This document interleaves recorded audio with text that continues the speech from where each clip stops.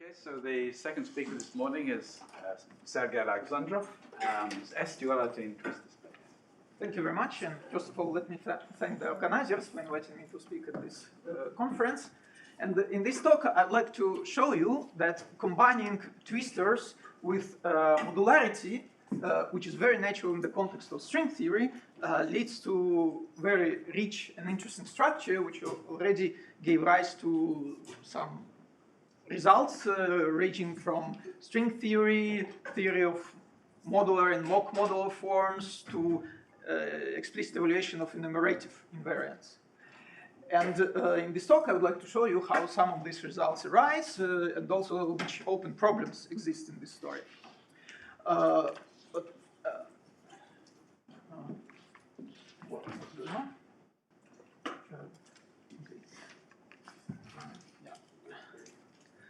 So let me start from defining what I'll be talking about. So I'll be talking about twistor spaces of the kind Tom talked last hour. These are not four-dimensional twistors like we heard about yesterday, but more general ones, namely those which describe twistor space of quaternion-Keller manifolds. So let me recall you that these manifolds, they're defined like 4n real dimensional manifolds whose holonomy group is SPn cross SPy. Well, this is precise mathematical definition, but it's somewhat inexplicit in a sense that, well, of course it imposes some restrictions on the metric, but how to make these restrictions implicit? In particular, it's difficult to see what are the set of independent data which define such set of manifolds. And actually, what twistor space does, it makes explicit such set of data. So in a sense, it provides a very efficient parameterization for this quaternion-Keller matrix. And therefore, it's really crucial for many, many results. But I'm a physicist, not mathematician, so why should I care about such a kind of manifolds? Well, because they arise as modular spaces in supergravity theories, which have 8 supercharges. Well, the simplest example is 4-dimensional n=2 supergravity. And in turn, these kind of supergravities, they arise as low-energy limit of type 2 string theory compactified on Calabi-Yau threefolds. This is why they're interesting for me. And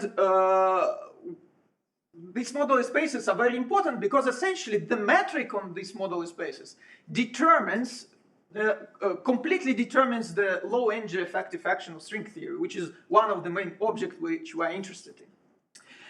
And at classical level, this metric can be obtained just the so-called Kaluza-Klein reduction from 10 to 4 dimensions, for example, but then it turns out that it receives various quantum corrections, both perturbative, non-perturbative. There are many of them in string theory. In particular, there are the so-called instanton corrections, which have nice geometric interpretation. They arise as various extended objects, which are called branes, wrapped around non-contractible compact cycles of the Calabi-Yau. And the typical goal in this story is to compute this full non-perturbative metric with all these corrections included. And it is for this goal which twistors help, and not just help, as I'll show you, they're really indispensable to describe all these quantum corrections. But let me now introduce one more ingredient into the story, namely S-duality. Because, I mentioned type 2 string theory. Actually, it appears in 2 formulations, type 2A and type 2B. And it turns out that in type 2B formulation, there is the type 2B string theory is known to be invariant under the so-called S-duality, because it's called like this because it inverts string coupling to map string coupling to its inverse, but actually it's a logic, it's not just Z2 transformation, there is the whole SL to Z symmetrical. And it must be reflected in the low energy effective function, and it turns out that the modular space, which I mentioned, which is our quaternion-Kähler manifold, must carry an isometric action of this modular group. And it's well known that symmetries of quaternion-Kähler manifolds can be lifted to holomorphic symmetries of its twistor space. And this is why we will have S-duality acting on the twistor space. And already here one can ask a kind of general mathematical question: can we understand in general the twistor spaces which carry SL to Z isometry? And well, we didn't try to answer this very general question, but we worked just with twistor spaces which appear in the context of string theory, but already that study has led to a set of results, some of which I'm flashing here. So for example, these twistors, they helped a lot to get the complete understanding of the so-called D-instanton corrections to the metric on the modular space. Completely unexpected twist of that study was that they helped to solve, to find the modular completions for the so-called indefinite theta series, which was an open problem for a long time. This in turn helped to understand modular properties of certain generating functions on rank 0 dt invariants, which in physics have reincarnation like d4, d2, d0, bps indices, which count states of certain black holes in string theory. And in turn, these modular properties, they help to actually explicitly evaluate various enumerative invariants. For example, buffer-Witten invariants on some class of surfaces, and even dt invariants on compact Calabi-Yauss, which is extremely complicated problem just from the mathematical point of view. And all this due to essentially the twistor theory. So in the following, I would like to explain how some of these results arise, and also what we still don't understand. Okay, let me start from some basic things, namely recall how this twistor space arises. So if you have a quaternion-Kähler manifold, then it's known to have quaternionic structure, which consists of a triplet of almost complex structures. So actually the name quaternion-Kähler is somewhat misleading because these manifolds are not Kähler, they are not even complex, but there are almost complex structures which form quaternionic algebra. And you can use them to form a twistor space, which is just CP1 bundle of the original manifold, where CP1 is built out of this triplet of almost complex structures. And this is what is called twistor space. Just it's very similar to the twistor space of hyperkähler manifolds, just the difference is that in the hyperkähler context, this bundle is trivial, the connection is trivial, whereas for quaternion-Kähler manifolds, it's non-trivial. But there is a canonical way to build it. And it turns out that once it's constructed in this canonical way, it's very nice. The resulting bundle is very nice space because, first of all, it's already a Kähler manifold. In particular, it carries an integrable complex structure, but most importantly for us, it carries the so-called holomorphic contact structure, which locally can be represented by a holomorphic one form. And, well, in many respects, it's very similar to symplectic two form of symplectic geometry.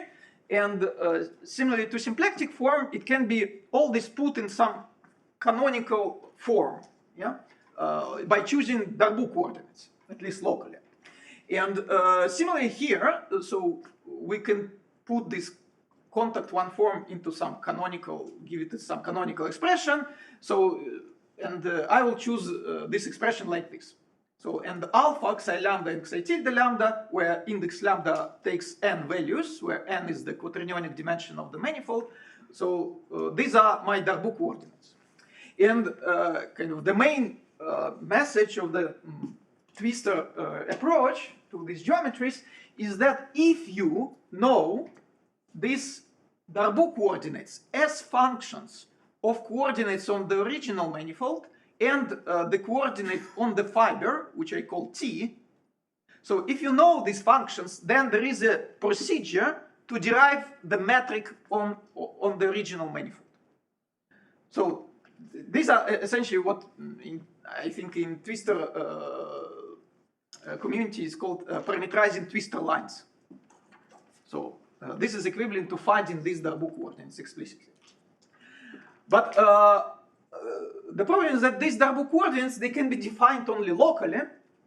So what should we do then in such situation? Well, we cover our twistor space by a system of open patches, and in each patch we introduce its own system of Darboux coordinates. And of course, on intersections, they should be related by some coordinate transformations. But these are not arbitrary transformations. They should preserve this contact structure which I mentioned, which means that the two representations, these two contact one forms in these two patches should be proportional to each other up to holomorphic, some holomorphic function.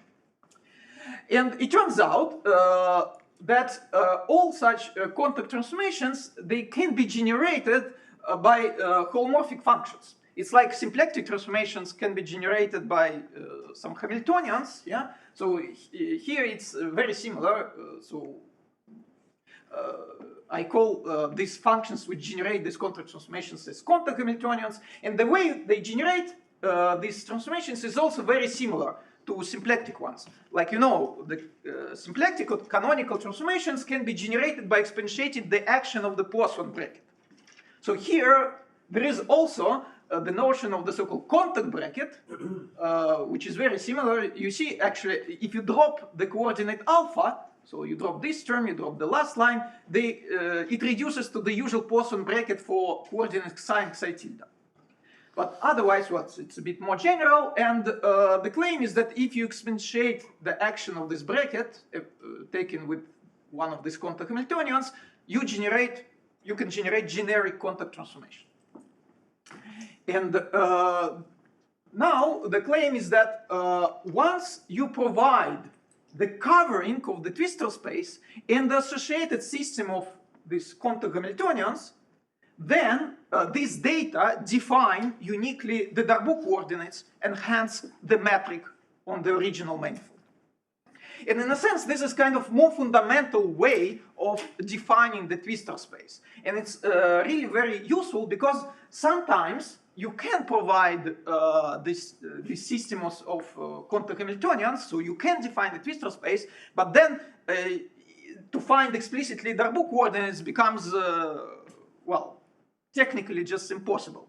So this, for example, we saw such an example in the previous talk, where it was in general impossible to solve that Riemann-Hilbert problem for Darboux coordinates, but the space still can be well defined. And this is why twistors are really indispensable for all this.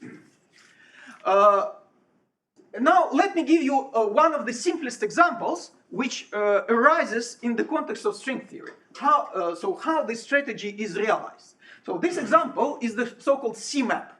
So it starts from projective special Keller manifold and maps it to quaternion Keller manifold. So there is, the claim is that there is a canonical way to construct quaternion Keller manifold out of this one. And I remind you that special Keller manifold is defined by just one holomorphic function, which is called holomorphic prepotential. Well, in this case, it should also be a homogeneous function of degree 2. And why I care about this example? Because in physics it arises. So in physics, this projective special Keller manifold is typically one of the modular space of Calabi-Yau. And this guy is precisely the modular space which I mentioned in the beginning. So it's called hypermultiplet modular space. I restrict to the so-called tree-level metric. So I drop all quantum corrections, essentially. So it's a classical metric on this space. And so how do I describe this C-map? Well, I should provide you the covering of the twistor space and the associated system of contact Hamiltonians. First of all, since typically I always work locally on my quaternion Keller manifold, therefore it's sufficient to consider covering of just the CP1 fiber.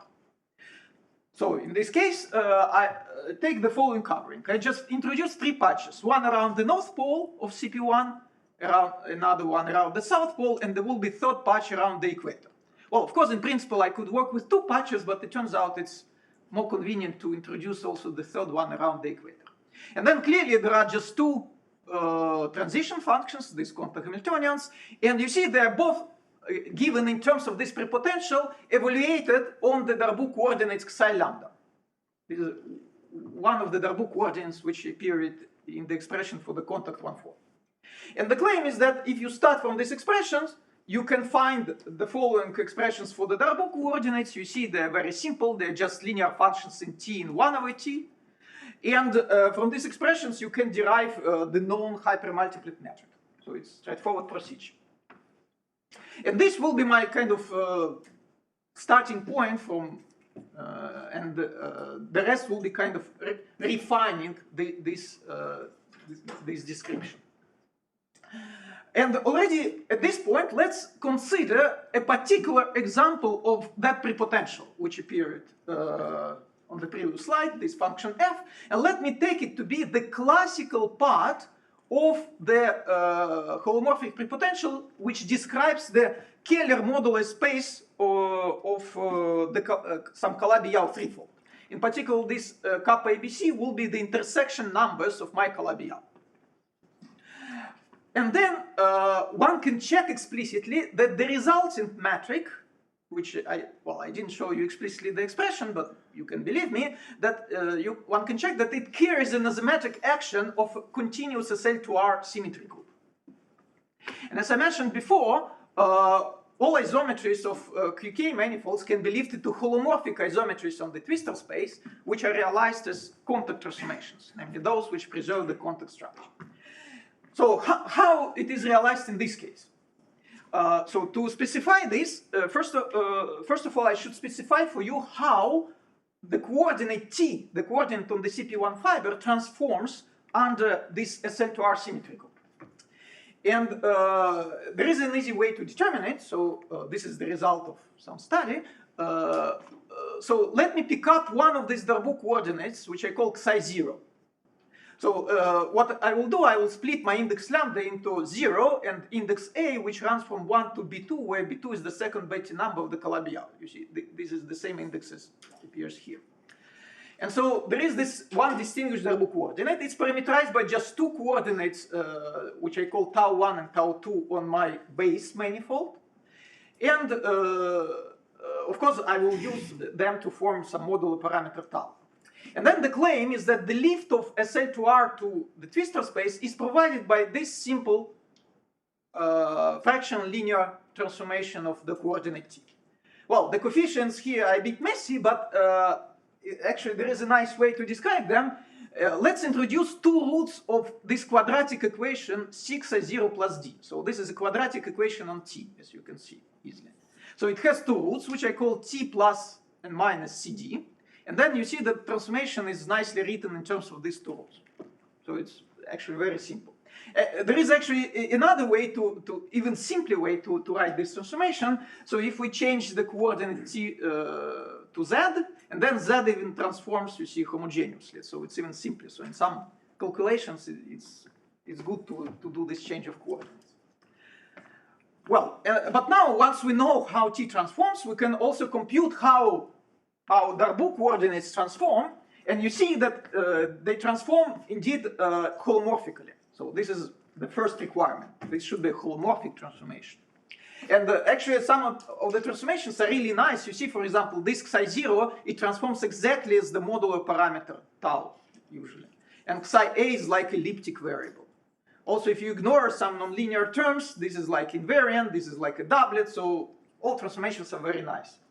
And one can check that the contact 1 form indeed transforms to itself up to a holomorphic factor, which is also, you see, very nice. So indeed, this is an example of a contact transformation. So we have this nice, beautiful story at the classical level, but I told you that this hypermultiplet modular space, which we described here, receives quantum corrections. So what happens when we try to include these corrections? So first of all, which corrections exist? Let's stay in type 2b formulation. And then there is a whole bunch of corrections. Maybe you heard that string theory, first of all, it has two parameters, alpha prime and G string. And therefore one can have corrections both in alpha prime and G string. And there are perturbative and non-perturbative in both parameters. Well, fortunately, perturbative corrections due to supersymmetry are restricted to essentially one loop. But then there are plenty of non-perturbative ones. So non-perturbative in alpha prime, which are called wall-sheet instantons, and non-perturbative in G string, which come into several families. So there are the so-called D-instanton corrections and also NS5 brain instanton corrections. And how we are supposed to include all them? Well, of course, if we work directly at the level of the metric tensor, it's a mess. It's just impossible to do. But precisely the twistor space provides for us the technique to include these corrections in a kind of more or less simple way. The idea is, according to the ideology which I described, is to refine the covering of the twistor space, which I showed you before. So introduce new patches, new discontinuities for Darboux coordinates, and then with each new patch we will associate new contour Hamiltonians, which generate additional discontinuities for Darboux coordinates. And then, as I told you, there is a procedure in principle to derive the metric out of this data. And actually, now we know how to include essentially all these quantum corrections except the very last one, due to NS5 brains. So this is only a known piece now in this story. And the very important fact is that, which actually helped to derive all these results, was that although SL2R symmetry group, which I described on the previous slide, is broken, does not survive after inclusion of these quantum corrections, but its discrete subgroup SL2Z does survive, because it's the symmetry of the full type 2b string theory. And what this means is that all these quantum corrections here, they must be consistent with the isometric action of this SL2Z. And there is an important fact which I must mention here, is that you see all these corrections, they form kind of hierarchy in the so-called large volume limit, which just means that you take Keller model of the Calabi-Yau and take them to be large. And so they form kind of hierarchy, and as the action of SL2Z preserves this hierarchy, which means that all quantum corrections can be split into kind of different orbits under SL2Z. And whereas different corrections are mixed inside each orbit, S-duality does not mix different orbits, just by definition of orbit. Yeah? Which means that you can consider each orbit in kind of independently and work one by one. So first this one, next one, and so on. And this really helps. So it allows to disentangle different kind of even physical objects. And well, but okay, we want to use S-duality at the level of the twistor space, but how does it act once we include quantum corrections? I showed you how it acts when we include, when we work at the classical level, but what happens after inclusion of the corrections? And let me now mention just 3 facts about this, which are really very important. So the first fact is that you remember that lift of SL2Z or SL2R to the twistor space was determined by this special Darboux coordinate psi0. And there is a kind of general fact, which is easy to see, that it's affected only by very last set of corrections, these 5 brain instantons, D5 and NS5. But all other quantum corrections do not affect this Darboux coordinate, which means that the lift of SL2Z to the twistor space will be given by the same fractional linear transformation which I showed you before, for all quantum corrections except this very last S-duality orbit. Moreover, the action of S-duality on Darboux coordinates cannot be modified at all. It must be classically exact. Well, essentially the idea is that typically all these quantum corrections, they introduce kind of non-holomorphicity, but the S-duality must act in a holomorphic way on Darboux coordinates. So these transformations, they cannot be essentially modified. And this is a very, very powerful restriction. And finally, let's assume that we have some isometry acting on the twistor space, which means that it acts by a contact transformation, which, so it maps contact one form to itself up to some holomorphic factor. And then it turns out that the contact bracket has a property very similar to the property of Poisson bracket, that it is invariant under canonical transformation. So here, contact bracket is almost invariant under contact transformation, just up to appearance of this factor here. And from here, it's easy to see that if we want to have a system of contact Hamiltonians which ensure the existence of that rho is in isometry, then we can just require that they transform to themselves up to this action, up to this factor. Well, you see here I add plus reg, which means regular terms, because in principle one can allow also appearance of regular terms here. Because typically such terms can be removed by local contact transformation, so they don't change contact structure. Or in other ways to explain this, for example, one can say that typically the metric is constructed out of Penrose integrals of these contact Hamiltonians. So these are some contour integrals, and if you have, for example, an integral over a closed contour, clearly you can ignore regular terms inside this integral. And if we apply this idea for our SL to Z, take into account that in this case this factor is given by 1 over 6 I0 plus D, we come to the two conditions of having a manifestly modular invariant description. So what they are? So first of all, we want to have a covering of a twistor space which is SL to Z invariant, and then that the contact Hamiltonians can be split into families, which and inside each family they transform to each other up to this factor, and maybe up to regular terms. So if we have such twistorial description, we are sure that the resulting metric will carry an isometric action of SL to Z.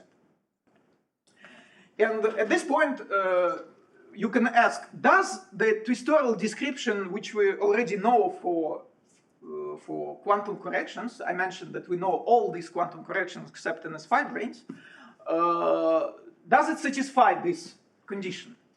Actually not, it does not.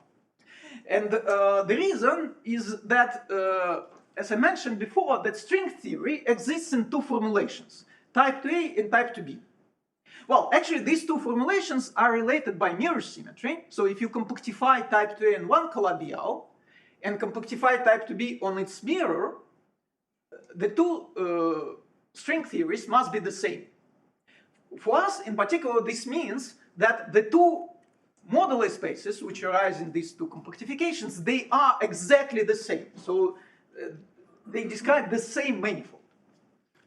But although this is the same manifold, they appear in completely different forms in type 2A and type 2B.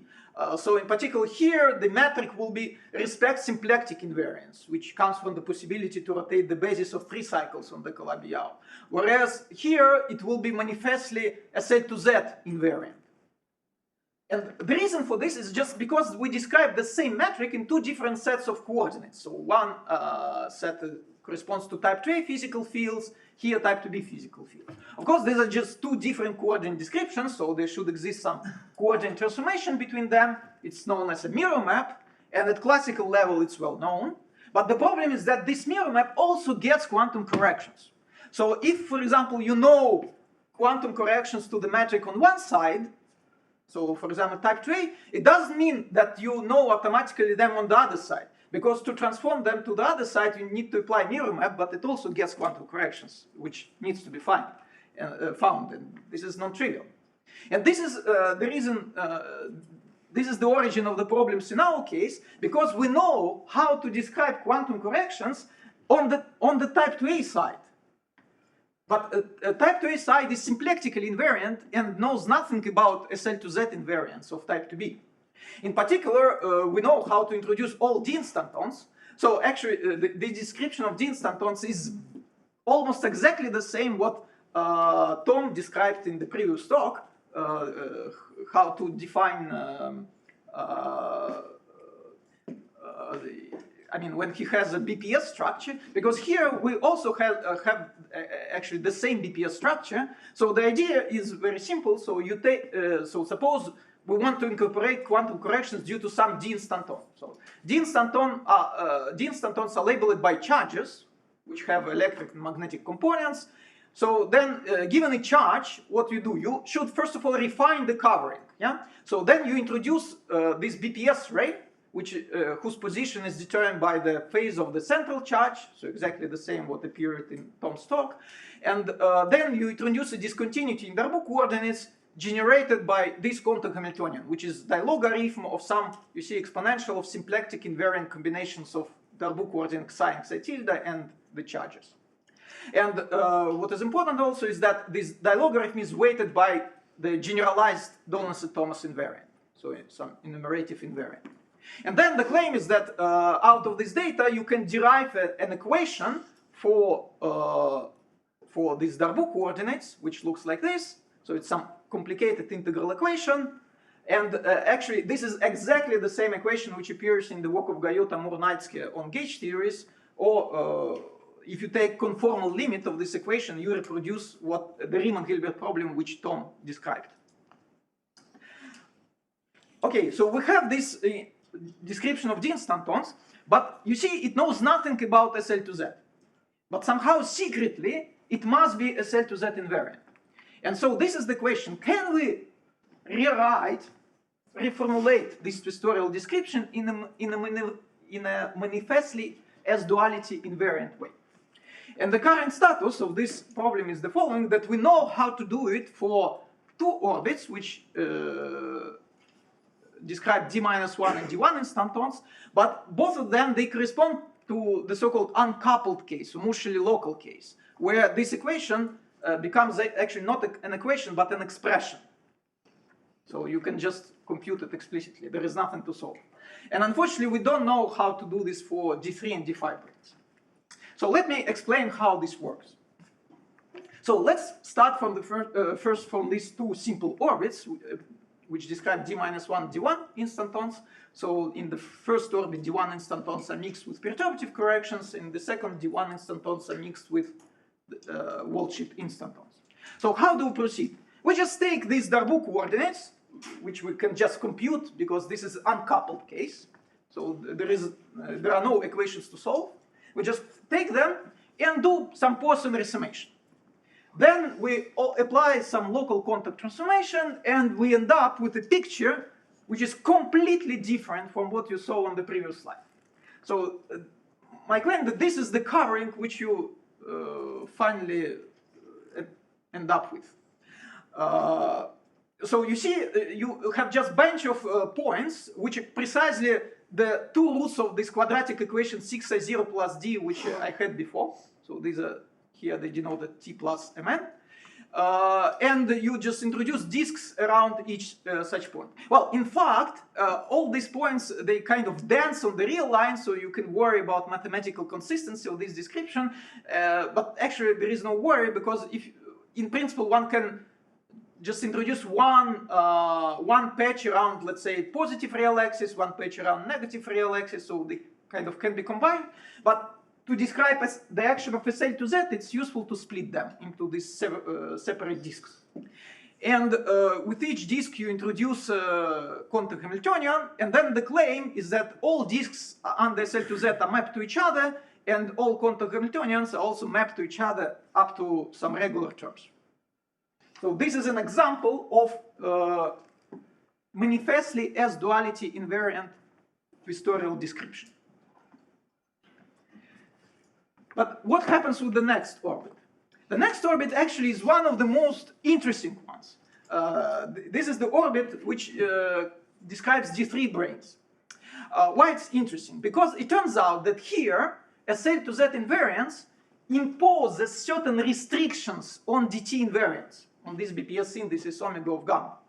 And this is really special for this orbit, because in all other orbits, S-duality mix different objects, like for example D1 instantons with world sheet instantons. And in such situation, typically you just use S-duality.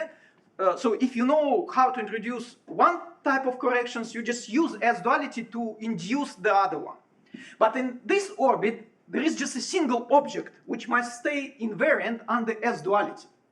And in principle, we know how to incorporate these corrections. Okay, we know them on type 2A side, but in principle, also you can transfer them to type 2B. And somehow, secretly, they must be invariant under SL2Z. And it turns out that they are, well, provided this BPS synthesis satisfies certain requirements. And so there is a way to derive these requirements. Well, I will not go into detail here. Just let me mention that here you start from the existence of certain function on the original QK manifold, which has a twistorial origin. Actually, there are two such functions, and these functions, they are related to each other, and they must be modular invariant. So this can be derived from just contact geometry of the twistor space, this requirement. And why I mentioned them here, because actually this function W in the conformal limit precisely reproduces the function which Tom described. So it's Plebanski potential, the one which satisfies Plebanski equation. And here it must be modular invariant. And you start from this condition, and you can actually derive conditions on the generating functions of this BPS synthesis, which I mentioned here. And what turns out to be, so you could think that the natural condition is that these functions must be modular invariant, but actually not. It turns out that they have very rich modular structure, and in general, they are so-called high-depth vector-valued mock modular forms with a very specific modular anomaly which is possible to derive. We know how to describe it explicitly. And all this due to this twistorial description. And actually then, this anomaly was even used to explicitly derive these generating functions in several situations.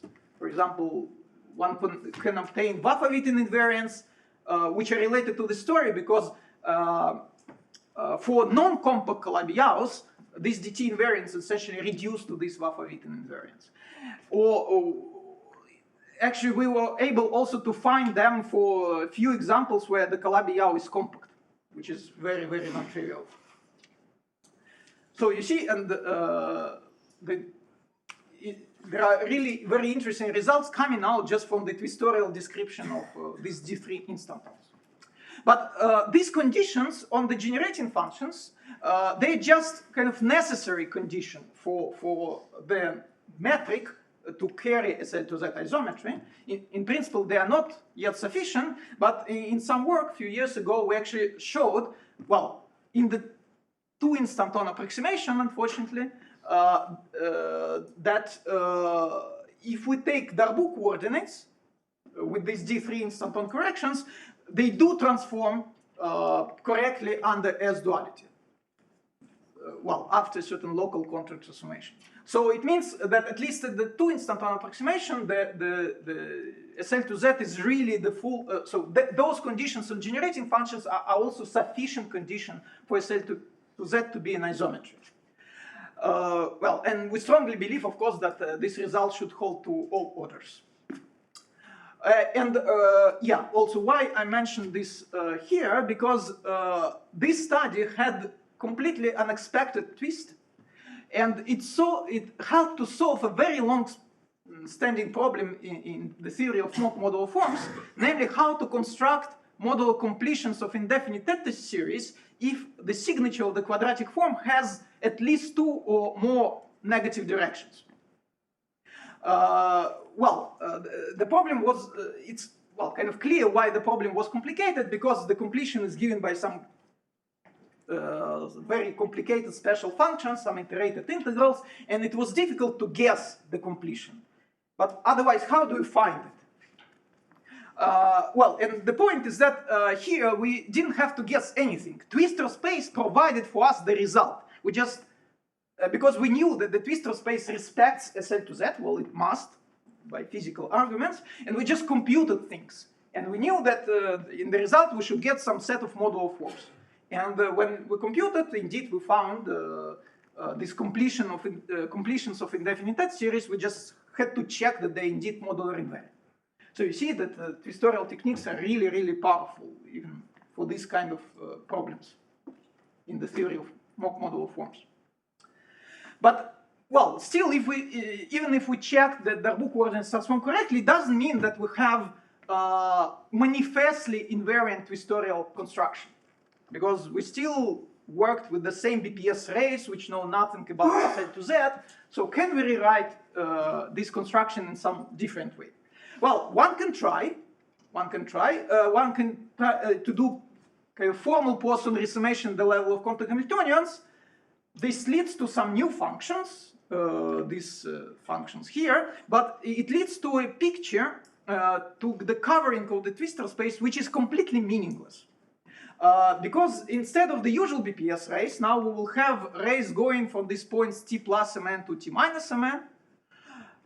These are just S to Z images of the usual BPS rays. But you see that now these these new rays, they start intersecting. And these intersections introduce singularities which don't have any meaning. So, and we just don't understand what to do with them. And this is why we cannot use this picture. It's just meaningless. And this is why we do not know how to, what is the model, manifestly modular invariant construction of all these instantons. Okay, now let me go to the very last orbit, which is mixes d5 and ns5 instantons. And here the situation is the following. So in principle, one can say that we know how d5 are incorporated because we know all the instantons on type 2a side. So in principle, we should be able to transfer them to type 2b. And then just apply S-duality, impose S-duality to induce ns5 brane corrections. And how to do this? Well, very easily, you just use method of images. So you start with the d5 data on the twistor space and add all images under SL to Z. In particular, you will add a set of quantum Hamiltonians, which are given just by transformations of the ones which describe d5. They will be labeled by a certain charge, which has the interpretation of an S5 brane charge. So that's fine, but you end up with exactly the same meaningless picture for the covering which I had on the previous slide, with the same singularities which we don't know how to deal with. And this is why, unfortunately, I should say that we don't know at all how to describe ns5 brane instantons. Well, okay, this picture is meaningless, but not completely, because if you restrict to the one instanton approximation, then you just don't see these crossings, yeah? Because to cross something, you need two things. So at least you should go to at least two instanton approximation. But in the one instanton approximations, you can just ignore these crossings, and then you can trust maybe that picture. And so even what we did recently with my PhD student, Khalil bin Reis, we took this description of ns5 branes and computed the resulting metric in the one instanton approximation. And it really passed several non-trivial tests which are imposed by string theory. So it means that there is some truth in these results. And another interesting observation is that if you take these new quantum Hamiltonians, set k equal to 1, so one instanton approximation, and sum over all other charges, you find certain generalized theta series with the kernel given by topological string partition function. And this is more precisely in the A model topological wave function, the so-called real polarization. And this is quite remarkable because for a long time it was suspected that topological strings should have something to do with ns5 branes, but this provides a kind of concrete realization of this idea. And already it had some applications for topological strings. Okay, but so we don't know, so the conclusion here is that we don't know how to describe ns5 branes, instantons, but let's at least ask what happens with the S-duality in this situation? Because you remember I told you that for all previous orbits, the lift of S-duality to the twistor space was exactly the same as at the classical level. So the coordinate t transformed by the same fraction linear transformation. And now, once we include these ones, they affect this lift of S-duality. So how? Can we understand this? Well, and actually, 10 years ago, we did work where we tried to understand this problem. And for this, let's just forget about all these NS5 brains. And let's just assume that there is a manifestly SL to Z invariant twistorial description with some quantum Hamiltonians which transform as required. And let's just assume that we have such a description.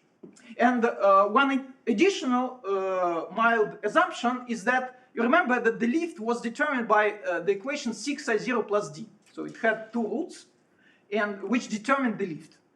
And let's just assume, of course, after perturbation, so adding, so here we're interested in kind of more general story where we deform that classical description. So introduce additional quantum Hamiltonians, additional covering, and so on.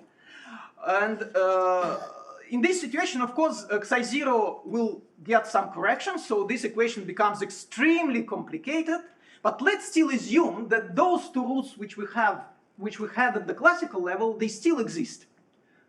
So now they will be given by very complicated functions of the coordinates on the moduli space, but still, let's assume that there are two such functions.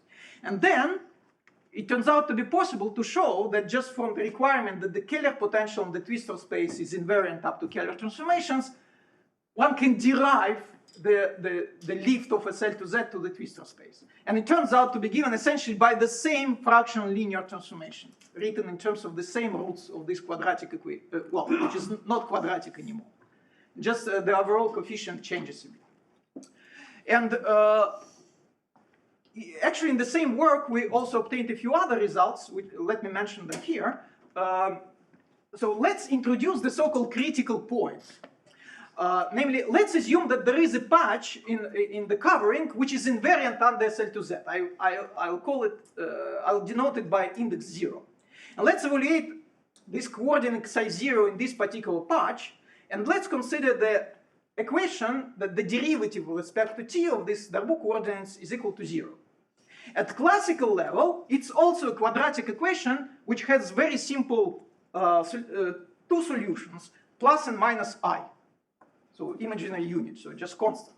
Now, of course, this will become much more complicated, but let's still assume that there are two solutions. And I'll call them critical points, and actually a better way to think about them as sections of the twistor bundle.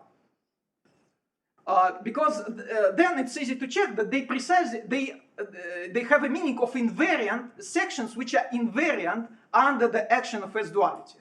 Namely, if you act on the functions representing them, what you find is the transformation of t coordinate evaluated at these two critical points. And why I introduced them? Because using these guys, one can get several things. So first of all, one can introduce integration measure, which is invariant under SL to Z. One can define the so-called quantum corrected mirror map, namely coordinate change which maps S-duality invariant formulation to symplectic invariant formulation. And finally, one can introduce modular invariant potential, a function on the QK base, which is a deformation of the potential which I mentioned before, the one which was modular invariant and was used to derive restrictions on rank 0 dt invariants, and which has had the meaning in the conformal limit as Joyce potential. So the one which arises in Tom's story about Joyce structure. So, and here one can construct its modular invariant deformation. Well, so there are these results, but actually one can ask what is their significance. Unfortunately, after we did this work, they were never really applied, but probably this is, the reason for this is just because we do not have yet examples of this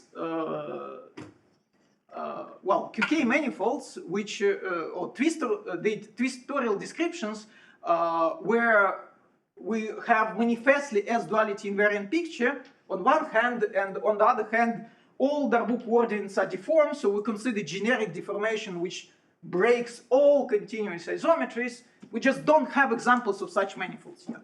But, well, my hope is that once we have such examples, so these structures will be important to understand their geometry. Okay, I still have almost 10 minutes, so maybe I also briefly mention the last part, which is application of these ideas to topological strings. And namely, a few years ago, Alim, Saha, Teschner, and Tully, they studied Borel resummation of topological string and resolved conifold. This is a very simple uncoupled BPS structure, and they found a very interesting example of weak-strong coupling duality. Namely, it turns out that if you write this topological string obtained by Borel resummation, so there is a perturbative part and non-perturbative. Non-perturbative part, it depends on the ray along which you do Borel resummation. So this is resurgent, what they call. And typically, this it turns out that it experienced Stokes phenomena. Actually, exactly the same Stokes phenomena which Tom talked about. So this part experienced certain discontinuities. And these discontinuities, they are given by the so-called Kontsevich-Soibelman symplectomorphisms, again, exactly the same transformations which Tom described, and they generated by, well, two functions like that. But then you can do another strange thing. You just take the same function, but write it in the strong coupling regime. And it turns out to have also perturbative piece, non-perturbative one, which also experience similar types of jumps, but with other functions. And you see that these two, they are related by kind of weak-strong coupling duality. So there are two kind of dual Riemann-Hilbert problems here. And it turns out that what I described to you before provides a very, very natural explanation why this happens. Because a priori, this is very unexpected phenomenon, and nobody expected it, but there is an explanation to it. And it turns out that this topological string, it can be written in the twistorial language. So there is an expression in the case of resolved conifold, or some generalizations of it. And it turns out that this expression is very similar to one of the Darboux coordinates which we have in the particular case of this BPS structure. And if you compare these two expressions, it turns out that they have exactly the same discontinuities. So they are not the same, so they differ by some regular terms, but the discontinuities are exactly the same. So if you take alpha, or if you take this F holomorphic evaluated, well, instead of Z and lambda on these Darboux coordinates. There is also a more conceptual way to explain this. It actually comes from that relation between NS5 brane quantum Hamiltonians and topological string, which I mentioned before, because what it means is that this must be kind of well-defined function on so-called quantum torus, and what it means is that these two functions, they must belong to the same line bundle, which means that they must have the same discontinuities. And this is exactly the same statement which I had on the previous slide. And now you just proceed in a very simple way. The idea is that in the case of resolved conifold, there are only d1 and d-1 instantons. So this is an example of the space of the model of Quaternion-Keller modular space where we do have a cell to Z isometry.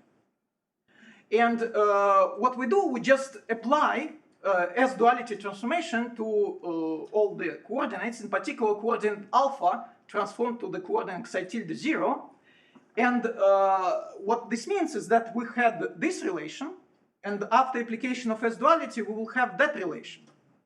And if you check what it means for the discontinuities of these functions, you find precisely the statement which found Teschner and his collaborators. So you see, it's just direct application of S-duality acting on the twistor space. So the conclusion is that the duality of Riemann-Hilbert problems just follows from the S-duality realized in the twistor space. So this is just one of very simple applications of these ideas.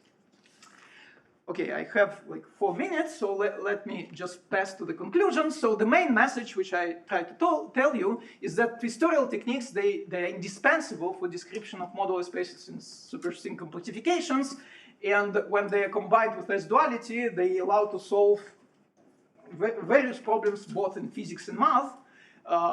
Using them, we derived some new instanton effects, we understood modularity of various enumerative invariants, and even could explicitly compute them. The story which I didn't tell you at all, but which was mentioned in the end of discussion of the previous talk, that one can include also the so-called refinement parameter, which makes everything non-commutative.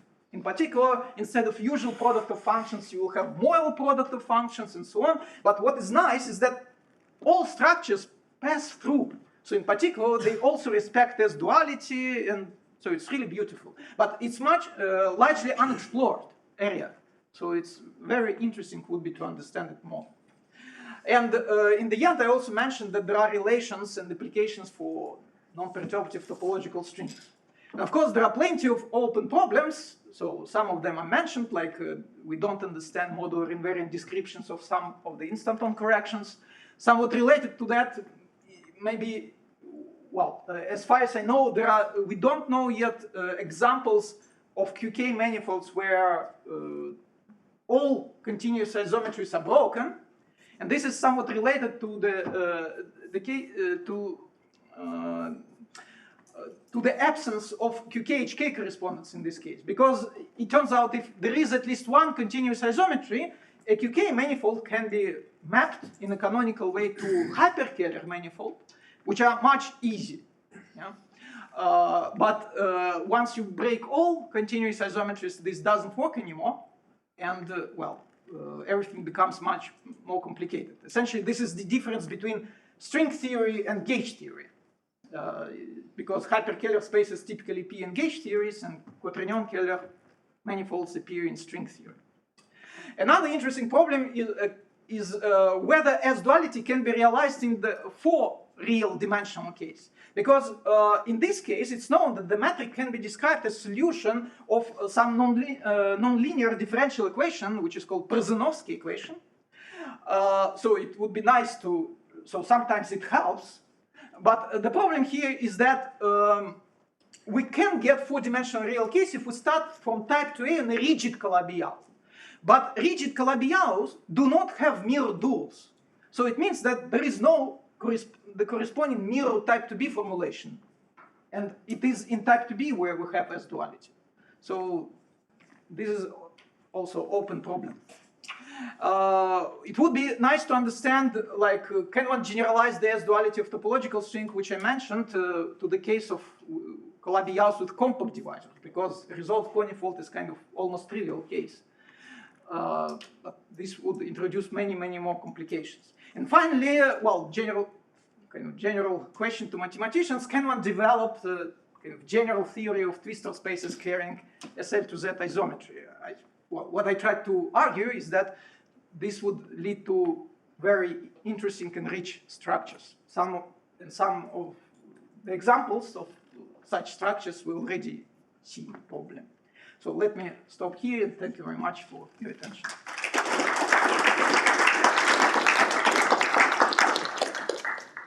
Questions? Do you have examples of, so to speak, modular hyperkähler cases? I mean, your examples here were all quaternion-Kähler. Yeah, well, the analog would be those constructed by GMN. Yeah, Gayota-Mornaitsky. And those also have an SL2Z action. No, that's the point. So the SL2Z seems to be really like feature of stringy constructions, these quaternion-Keller manifolds. On hyperkähler side, Because I was wondering in that case, how the SL2Z just acts on its standard way on the not P1 this base. one, not this one. But Because there can be some SL2Z coming from, well, it will be just some part of a symplectic group, yeah? So from sometimes symplectic group can contain this model group. But this one is different. So in particular, here the important role is played by the dilaton field. And they do not have it in the story. So dilaton field is indeed, the analog of dilaton would be some kind of radius in their case, but radius is a constant, radius of the circle in which they compactify. So it doesn't transform. I see. I mean, maybe it's a related question. On the previous slide, you said something like SL2Z action happens for any BPS structure. What I meant is that, in principle, you mean here? Or, yeah. No, what I meant is that these functions, they can be defined for any BPS structure. So it's not, in particular, I kind of argued them using this result for quantum Hamiltonians for NS fibrine instantons, yeah? But it's not necessary. I mean, you could think that you must include all instanton correction, including NS5, to make this argument. But my point here is that no, because you can write all these functions for any BPS structure, in particular the one of the resolved conifold, and that's sufficient. You just take those expressions and see how they transform under S-duality. And actually, you know how they transform because, well, due to our general construction. But does alpha have something to do with the point on the conifold in this example? Like the structure, you know, D0, right? No, alpha is this section of this line bundle living on, you could, in your context, it would be, so you have this hyperkähler manifold, so and then you build a line bundle of this hyperkähler manifold in a canonical way, and it's a section of this line bundle. And this is the same bundle where your tau function lives. Sure. Yeah. So and because your tau function is just yeah. So this sorry. This is so this statement. So this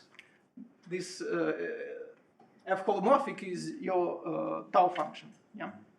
And yeah. And then the statement is that these two guys, they live in the same line bundle. Any more questions? If not, then let's thanks.